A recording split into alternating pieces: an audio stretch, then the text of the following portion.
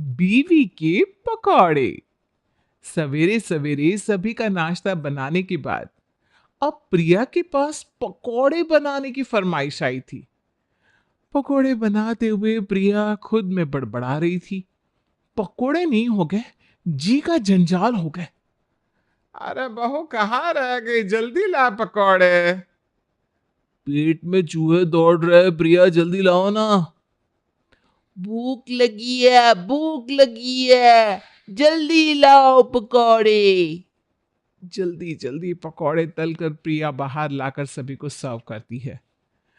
पहली बार में कढ़ाई में इतने ही पकौड़े उतरे हैं पापा जी, मैं भी और लेकर आती हूँ। बिल्कुल वैसे ही बने हैं पकोड़े जैसे मुझे पसंद है। मजा आ गया बहू। इसे कहते हैं संडे की सुबह। आपको तो मजा आएगा जी। आपकी पसंद के कच्चे आलू के पकौड़े जो बनाए बहू ने, वो भी बिना मिर्च के, मेरे तो गले से ही नहीं उतर रहे बहू। मैं अपनी थाली के पकौड़े तेरे पापा जी को दे देती हूँ, तुम मेरे लिए मिर्च और आलू के साथ में पकौड़े तल दे। अब ऐसा नहीं होना चाहिए ना कि नाम भी हो गया कि सास को पकौड़े खिलाए और सास बेचारी को पकौड़े नसीब भी नहीं हुए। मम्मी की बात में दम तो है प्रिया। संडे की सुबह है, अब सभी का मन अच्छा खाने को तो करेगा ही। काम तुम कर ही रही हो तो सबकी पसंद का भी ध्यान में रख कर दो। तुम मेरे लिए लंबे लंबे पकोड़े। ये चमाट मारूंगी ना, ये फ्रेंच फ्राइज देखकर अब तुझे सब कुछ लंबा लंबा ही चाहिए। ये क्या बात हुई बहू, अब मेरा पोता खाना भी नहीं मांगेगा क्या? जैसे पकोड़े उसने बोले हैं उसके लिए वैसे ही पकोड़े बनाना। यही काम बाकी रह गया बस, लंबे टेढ़े काले पीले पकोड़े बनाने का। प्रिया रसोई में जाकर अपनी सास के लिए मिर्ची के पकोड़े तल कर लाती है और अपने बेटे के लिए फ्रेंच फ्राइज के शेप के पकोड़े लाती है। नाश्ता खाकर सभी आराम से अपने अपने कमरे में चले जाते हैं। सभी के लिए पकोड़े बनाते बनाते ना बेसन बचा है ना ही मेरे शरीर में ताकत। सुबह बनाया हुआ नाश्ता भी तो बेकार हो जाएगा, इसे कौन खाएगा, मुझे ही निगलना होगा। अब सभी को उनकी पसंद का नाश्ता खिलाने के बाद प्रिया खुद रोटी और सब्जी लेकर खाने बैठ जाती है। अगले दिन जोरों की बारिश के साथ सुबह होती है। चारों तरफ बादल है और सुबह के 8 बजे भी बिल्कुल अंधेरा सा लग रहा है, वरना 7 बजे तक तो धूप भी खिल जाती थी। कितना सही मौसम हुआ है ना करण। सही कहा प्रिया, मौसम तो बड़ा सुहाना हुआ है। इस मौसम में पकौड़े हो जाए तो मजा ही आ जाए। तभी अपने कमरे से आंख मसलता हुआ विनोद बाहर आता है और ये सुनते ही कहता है, अरे पकोड़े बन रहा है तो मैं भी खा लूंगा।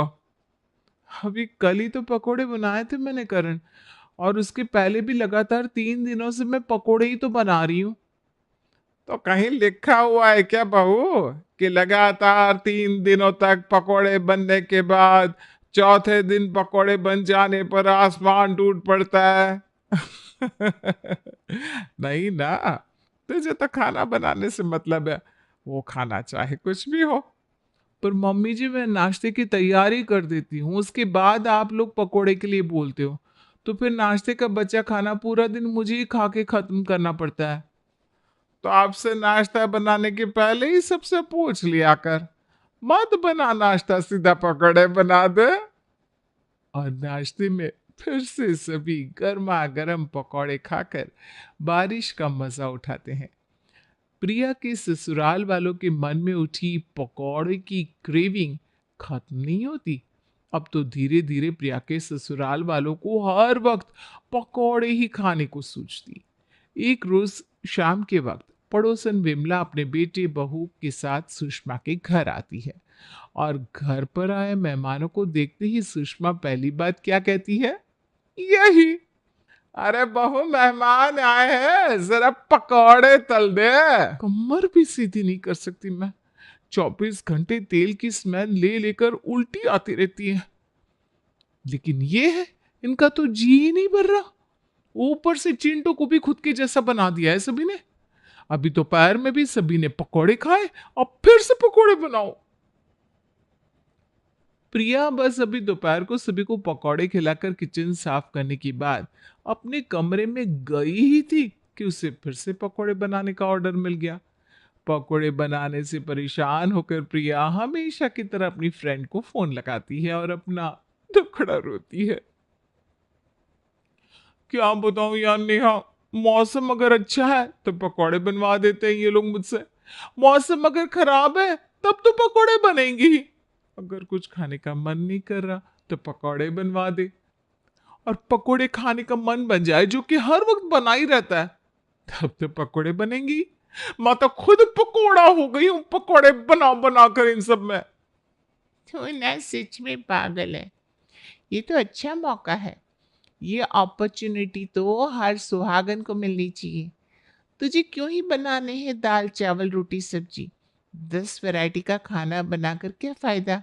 अगर सब पकौड़े ही मांग रहे हैं तो सिर्फ पकौड़े ही बना।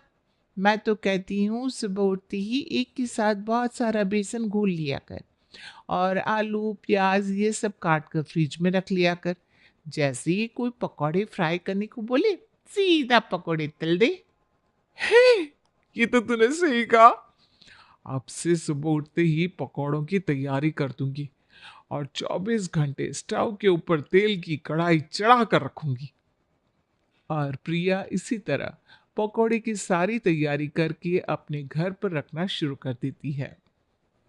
रात को जब सभी सो रहे होते हैं, अचानक 2 बजे प्रिया को करण की आवाज सुनाई देती है। प्रिया, अरे प्रिया सुनो ना। क्या हो गया करण, काम कर रही हूँ ना मैं। बस कढ़ाई में पकौड़े ही डालने जा रही थी मैं कि तुमने टोक दिया। अब सब मुझसे पकौड़े मांगेंगे तो मैं क्या करूंगी। अरे कोई पकौड़े नहीं मांग रहा मेरी पकौड़ी रानी, अब उठ भी जाओ। तुम सपना देख रही थी। वैसे ये सपना सच होने वाला है। मुझे ना पकौड़े खाने का मन हो रहा है, जरा बना दो ना डार्लिंग। क्या?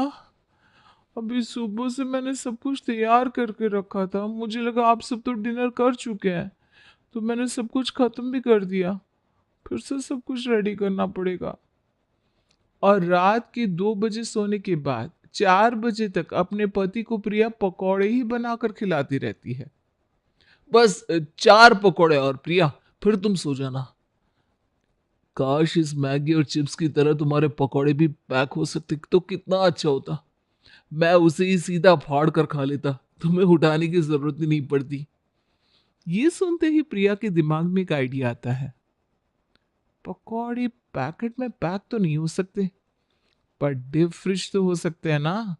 और प्रिया कच्चे आलू के पकौड़े, उबले आलू के पकौड़े, प्याज के पकौड़े, गोभी के पकौड़े और ऐसे कई वैरायटी के पकौड़े का बैटर तैयार कर लेती है और उन्हें 2-3 सेकंड के लिए तेल में फ्राई करके बाहर निकाल लेती है। हम्म अब ये आधे कच्चे पकौड़े होंगे डीप फ्रिज, और जब भी कोई पकौड़ा मांगेगा तो बस इससे निकालूंगी, 4 सेकंड में फ्राई करके परोस दूंगी। एक काम करती हूँ, आज ही 4 दिनों के लिए चटनी और पकौड़े बना लेती हूँ। और प्रिया यही आइडिया लगाती है। अब जब भी कोई उसे पकौड़े मांगता, वो 3 से 4 मिनट में सभी को पकौड़े के साथ डिफरेंट वैरायटी की चटनी भी परोस दिया करती। दिन भर बस पकौड़े तल तल कर प्रिया को सपने में भी पकौड़े ही दिखने लगे थे। एक रात 30 के 8, 30 के 8, लूटो लूटो बीवी के पकौड़े 30 के 8। नींद में प्रिया की बड़बड़ाने की आवाज सुनकर करण हड़बड़ाकर उठ जाता है। अरे नींद में तुम किसे पकौड़े बेचने लग गई प्रिया? उठो, उठो प्रिया। भाई साहब पकौड़े ले लो। अरे पगली, ये मैं हूं। और तुम ये रेडी पर खड़ी होकर पकौड़े क्यों बेच रही थी? सपने में मैंने देखा कि पापा जी मेरे लिए रेडी लेकर आए हैं और उन्होंने मुझे रेडी पर खड़ा कर दिया है। मैं सभी को पकौड़े बेच रही थी करण। रेडी पर 2-4 और वैरायटी के पकौड़े रखे थे क्या आपने मैडम? करण प्रिया की मानसिक स्थिति को समझ ही नहीं रहा था। उसे सिर्फ दिख रहे थे तो उसके पसंद के पकौड़े। इसी तरह 15 दिन बीत जाते हैं। कैसे लोग हैं ये? मुझे तो लगा था फ्रिज में पड़ा हुआ 4-5 दिन पुराना पकौड़ा खा खाकर इनके मुंह का स्वाद बिगड़ जाएगा, और आखिरकार ये परेशान होकर मुझे पकोड़े बनाने से मना कर देंगे, पर ये लोग समझने को तैयार ही नहीं हो रहे। लगता है अब इन्हें हफ्तों पुराना पकोड़ा खिलाना पड़ेगा।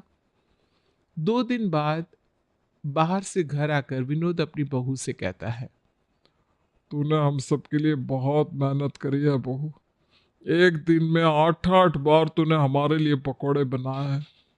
इसके बदले में देख, मैं तेरे लिए कुछ लेकर आया हूँ, बाहर जाकर देख ले।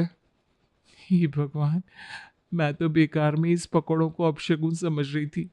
लगता है पापा जी मेरे लिए कार लाए हैं। क्या जरूरत थी इतना कुछ करने की पापा जी? मैं अभी जाकर देख लेती हूँ। भागती हुई प्रिया घर से बाहर जाती है, जहां वो देखती है कि बाहर एक बड़ा सा फ्रिज रखा हुआ है। कैसा लगा सरप्राइज मेरी जाने मन? अरे तुम्हारी हवाइयाँ क्यों उड़ गई? तुम्हें क्या लगा पापा तुम्हारे लिए रेडी लेकर आया है, यही ना? अरे पर इस फ्रिज का मैं क्या करूंगी?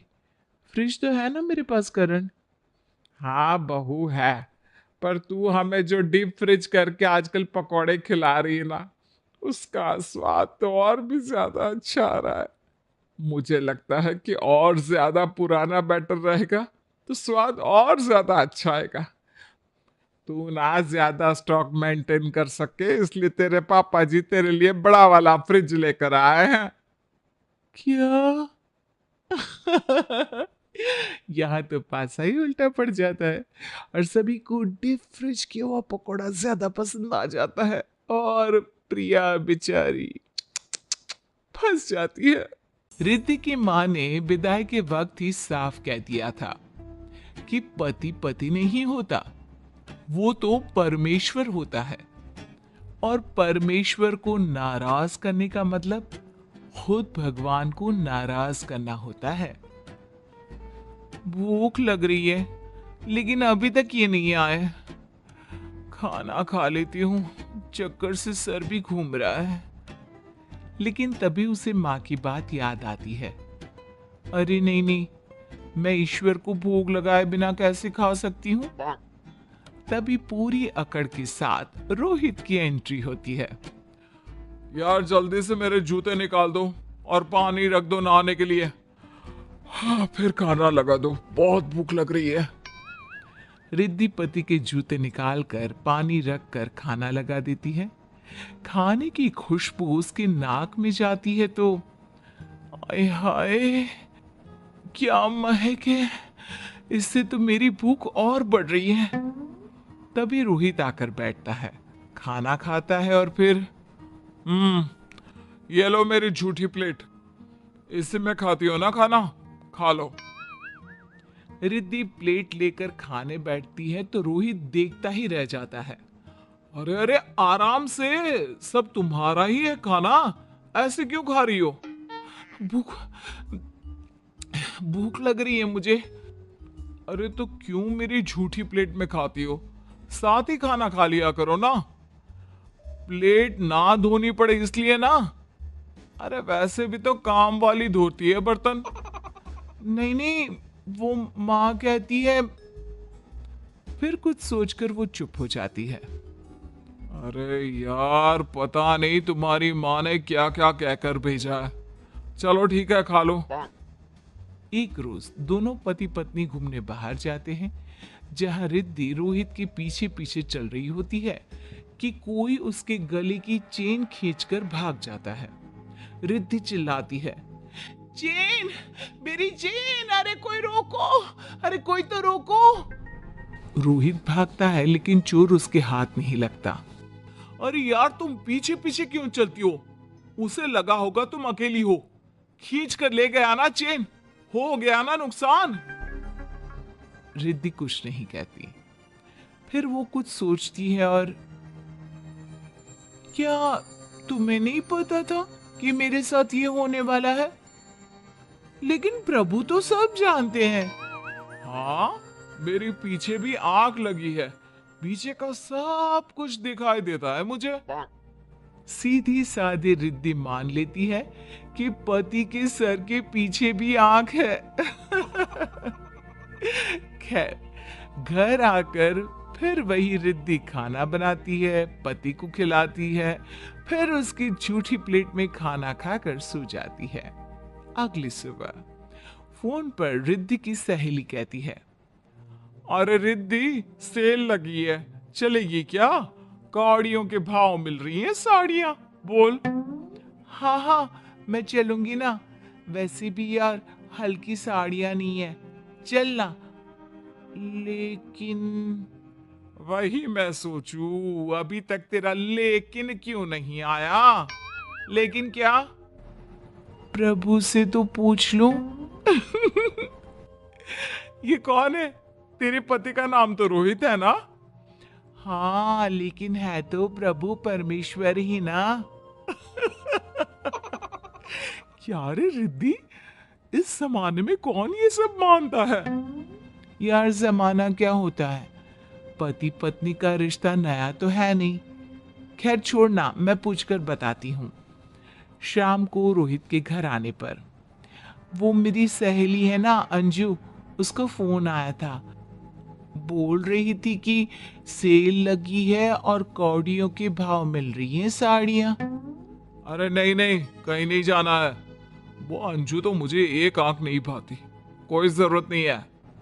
रिद्धि रोहित को कुछ नहीं कहती और खाना लगाने किचन में चली जाती है। एक रोज रिद्धि सब्जी लेने मार्केट जाती है, जहां वो घर की वापसी का रास्ता भूल जाती है और साथ में फोन भी नहीं होता। अरे बिटिया, क्यों रो रही हो? वो चाचा, मैं घर का रास्ता भूल गई हूँ। समझ में नहीं आ रहा कि कहाँ से घर जाऊं। अच्छा बेटा, आपकी सोसाइटी का नाम क्या है? पता नहीं, मैंने कभी ध्यान ही नहीं दिया।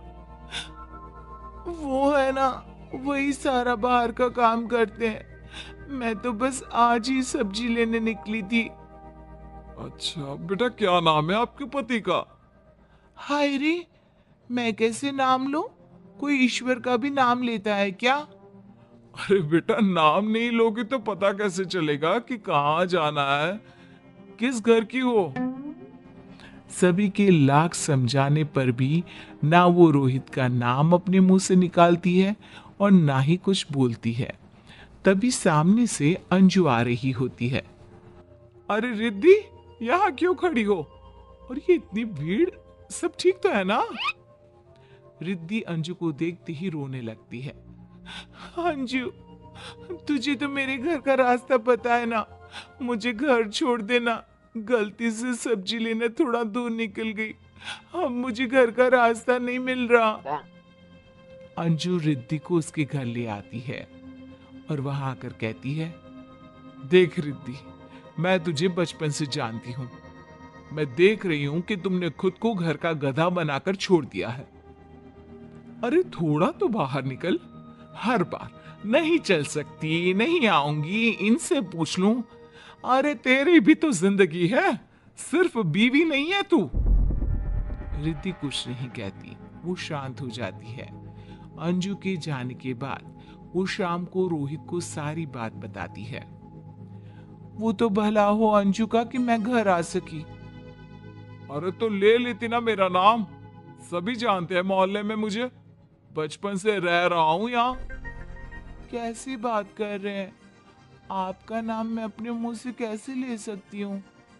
तो एक काम करो, मेरे नाम का एक टैटू अपने हाथ पर बनवा लो, ठीक है? रिद्धि को रोहित का मजाक पसंद आ जाता है और अगले दिन वो ऑनलाइन टैटू वाले को बुलाकर रोहित का नाम अपने हाथ में गुदवा लेती है। फिर एक रोज रिद्धि की भाभी का फोन आता है। रिद्धि, मायके आओ ना, माँ तुमको बहुत याद करती है। जी, मैं इनसे पूछकर बताऊंगी, अगर हाँ बोले तो। रोहित रिद्धि की बात सुन रहा था। अरे वो क्यों मना करेंगे रिद्धि? बुजुर्ग माँ सारा दिन बेटी को याद करती रहती है। तुम नहीं आ सकती तो मैं आ जाती हूँ माँ को लेकर तुमसे मिलवाने। अरे नहीं नहीं, बिना इनसे पूछे मैं आप लोगों को भी कैसे बुला सकती हूँ? क्या बात है रिद्धि, जीजाजी तुमसे प्यार नहीं करते क्या, जो तुम हमेशा डरी डरी सी रहती हो? प्यार? ये तो पता नहीं, लेकिन हर बात पर मना कर देते हैं। तो क्या पता माँ से मिलने पर भी मना कर दे, और फिर मैं क्या करूं? मेरा भी बहुत मन है घर आने का। रिद्धि भाभी से बात करके फोन रख देती है। रिद्धि, तुम कितनी सीधी हो। माँ से मिलने का मन है तुम्हारा ना? चलो तैयार हो जाओ, चलते हैं हम। रिद्धि रोहित की बात सुनकर रोने लगती है।